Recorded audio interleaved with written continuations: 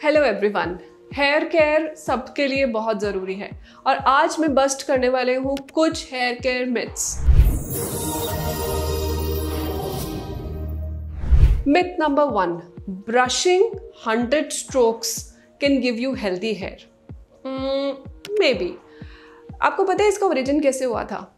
क्योंकि पुराने टाइम में जो लेडीज़ थी वो रोज़ अपने बाल नहीं धोती थी, तो जब उनको क्योंकि बाल में सारी डर्ट एंड ये सारी एक्यूमुलेशन हो जाती थी तो use to brush it 100 times ताकि वो गिर जाए। एंड इसलिए ये ट्रेंड शुरू हो गया कि brushing can give you healthy hair. Not necessarily. जिनके हेयर वीक एंड डैमेज्ड है उनको अगर आप ज़्यादा ब्रश करोगे तो वो शेड भी होंगे। But yes, on the other hand कि ब्रशिंग करने से आपके डेड सेल लेयर हटती है, ब्लड सर्कुलेशन इम्प्रूव होता है, हेल्थ इम्प्रूव होती है। So it's a may be. कुछ के लिए काम करेगा, कुछ के लिए काम नहीं करेगा। So be careful. Myth number 2, stress turns the hair grey. Right.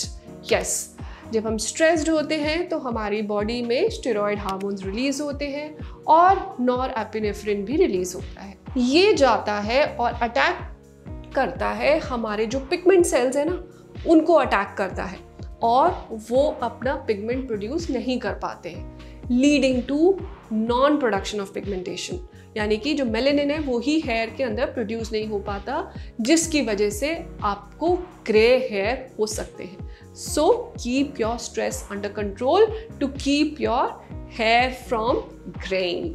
Myth number 3, conditioner is not required after shampoo. It is wrong. Conditioner is definitely required. Especially क्या होता है जब आपके हेयर आप शैम्पू से वॉश करते हो तो क्यूटिकल्स आपके ओपन होते हैं, डैमेज होते हैं। उनको सूद करना, उनके ऊपर एक प्रोटेक्टिव लेयरिंग बनाना ही एक कंडीशनर का काम है। सो आपको डेफिनेटली कंडीशनर लगाना है अगर आपको अपने हेयर को बचाना है। So choose a right conditioner for your hair. Myth number 4, shaving causes the hair to become thicker. Wrong. अगर ऐसा होता है तो जिनके बाल कम है वो तो बस शेव कर लेते और उनकी सारी प्रॉब्लम सॉल्व हो जाती।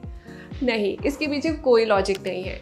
हमें शेविंग के बाद ऐसा लगता है कि हेयर थिक हो गए क्योंकि जब आप शेविंग करते हो तो सिर्फ आप सुपरफिशियल हेयर हटाते हो और आप शेविंग एक ही डायरेक्शन में करते हो, जबकि बॉडी के हेयर बहुत डिफरेंट डायरेक्शंस में होते हैं।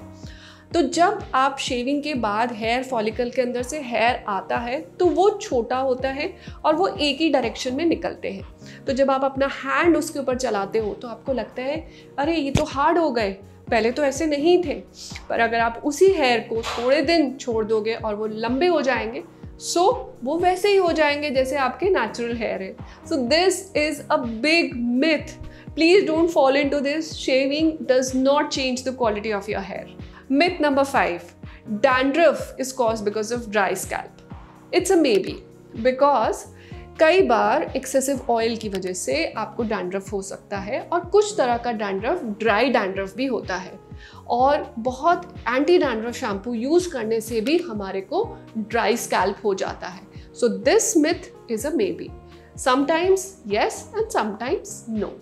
सो आई होप, और अगर आपके पास कोई मिथ है तो I can really bust them. Just put them in the comment box, we will answer them. Thank you so much for watching.